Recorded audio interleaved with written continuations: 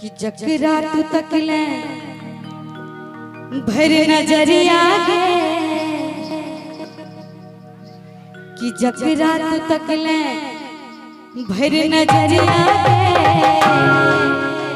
अजय सभी भजन सुने सब गोटे दोनों हाथ उठा कर सीधा सीधा, और जे सब नहीं सुने यूट्यूब के माध्यम से सुन सके छी, और सब गोटे दोनों हाथ उठा के ताली के साथ कि जकरा तू तकले भर नजरिया गे।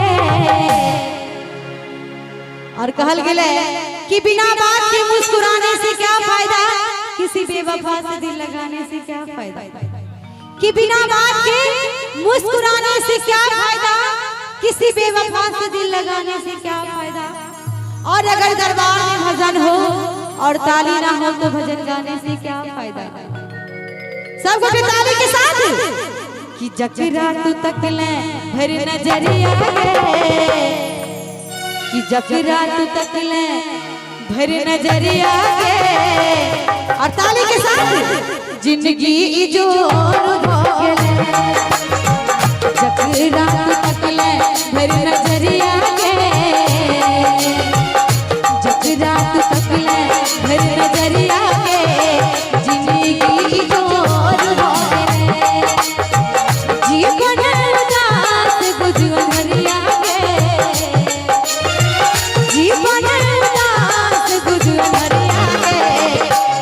पल में भोर भोगले, जकरा तू तकले भर नजरिया गे। जिंदगी जोर भोगले। जय हो बोले शेरवाली मैया की जय हो।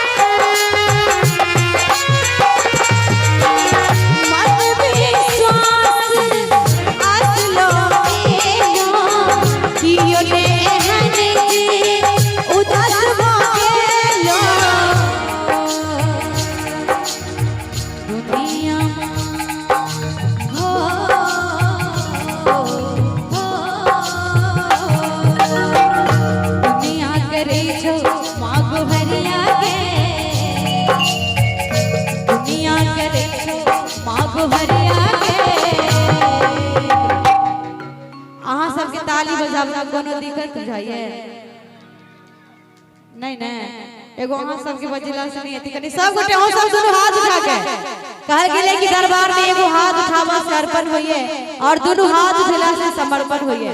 बस जितने काल भजन कीर्तन उतने काल मीठ मीठ ताली बजा के दोनों हाथ उठा के ताली के साथ कि दुनिया करे छो मां को हरिया गे, दुनिया करे छो मां को हरिया गे। जिंदगी जोर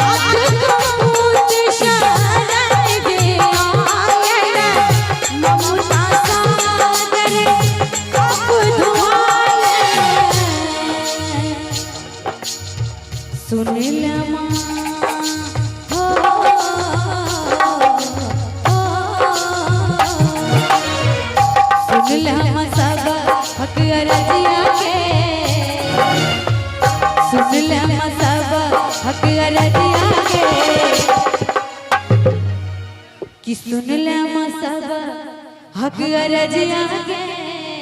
और खास करके माता बहन सब आयर माता बहन सब गोटे भगवती के चरण में आपके खोज भरने हेती।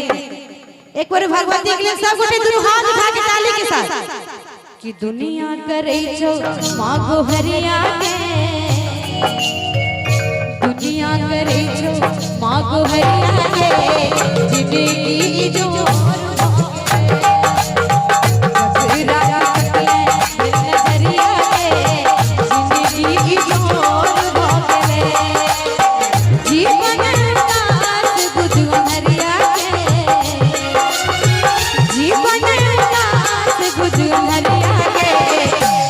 पल में